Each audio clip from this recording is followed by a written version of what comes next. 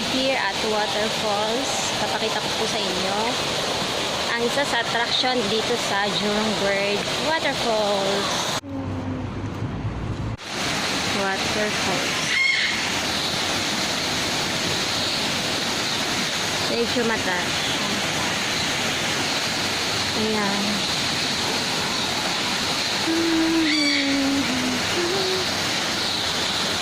Hello guys, tignan nyo po yung pugad ng maliliit na ibon. Diba? Thank you.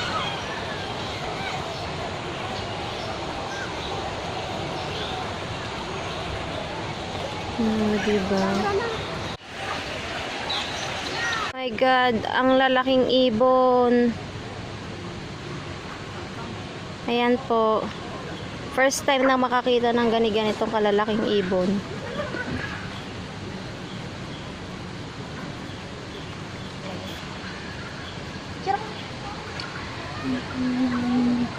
Ang dami po nila. Oh, diba? Oh, nagpapakitang gilas siya. Nagpapakitang gilas ang mga ibon. Teka lang, i-video ko lang ito, oh. Okay. Ang pangalan po ng ibon na ito is Dalmatian Pelicans.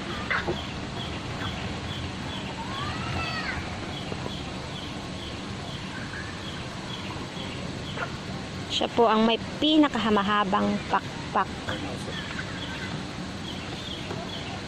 Umaabot ng 3 meters. Imagine ang laki. Oh my God. Ang laki na ba? Hindi ba ang lalaking ibon? Ibon pa ba yan? Ibon, nakain po, oh. Ayan siya. Bubulabugin ko siya. Titignan ko lang ano yung kinakain niya. Hello. Hello. Ay! Ay, yung ano na kasi may nakatutok. Alam dito sila ang. May mga plato-plato sila.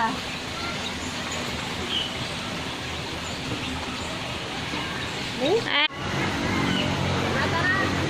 One. Gusto ko yung dito. To your right, home to crown pigeons, the world's largest and most beautiful pigeons. They are allergic to Papua New Guinea and eat to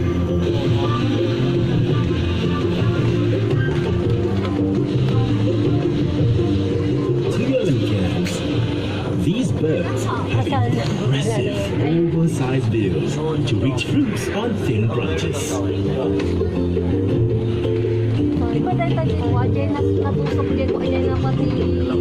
Enjoy a close encounter with the hornbill during hornbill chit chat at 11:45 a.m. daily.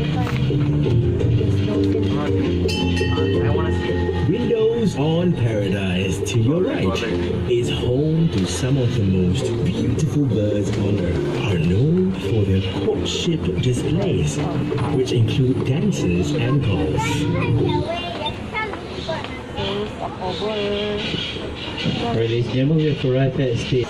Oh, ayan guys. Maghahunting po kami ng Philippine Eagle. Nasaan ba dito ang agila na yun? At may uwi. Sa Pilipinas naman yun eh. Charot. Oh my God, we're here! Philippine Eagle. Diba? Oh, dito ko makikita ang buhay na agila ng Pilipinas.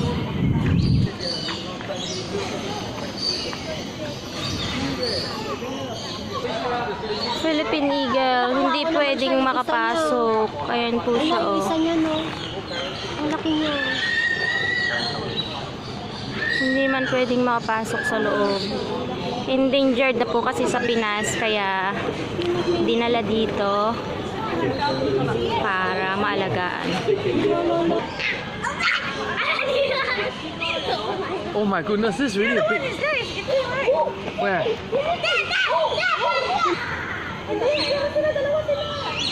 Dalawa po sila. O yan, kung gaano kalaki yung kulungan nila. Kasi ito, oh, may harang sila. May sakit kasi yung isa. Sabi ni tour guide. Ayan si tour guide.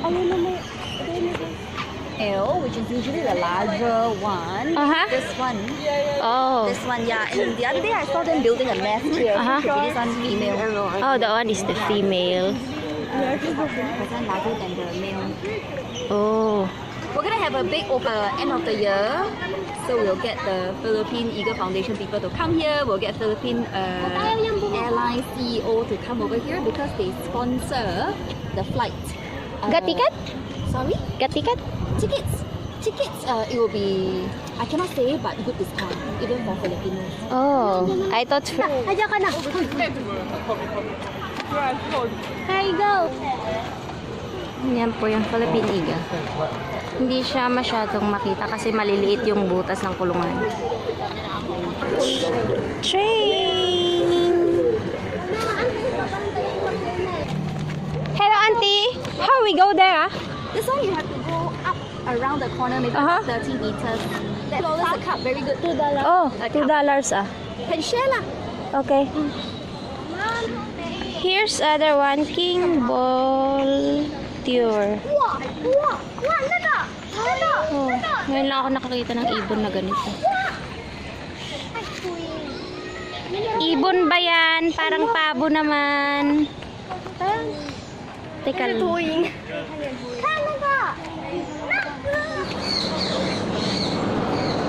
Dino Descendant. Uy, ano pong kaklaseng mga ibon ito? Ang lalaki man. Close up ko po para makita nyo. Natutulog siya. Mukha siyang flamingo pero mahabang tuka niya.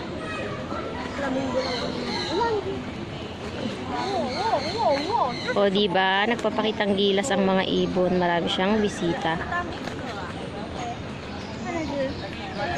O diba, itong mga ibon na to kawawa naman. Ang lungkot nila. Kaya lang. Birds, ayan po, nakahirela sila. Nay, nay, nay, nay. Walang iwanan. Magpakailanman. Diyos. Diba? Ito po yung mga nakahirela sa taas.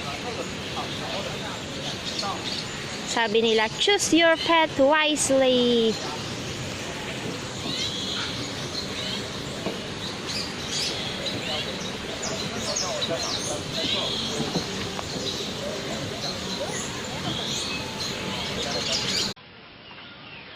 Goodbye.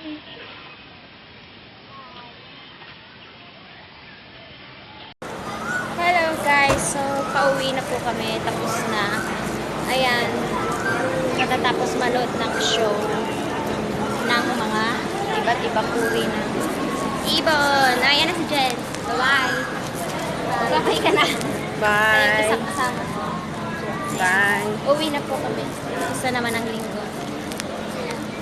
Sa lahat po ng nood, please like, share, and subscribe to my channel. I love you guys. Bye-bye.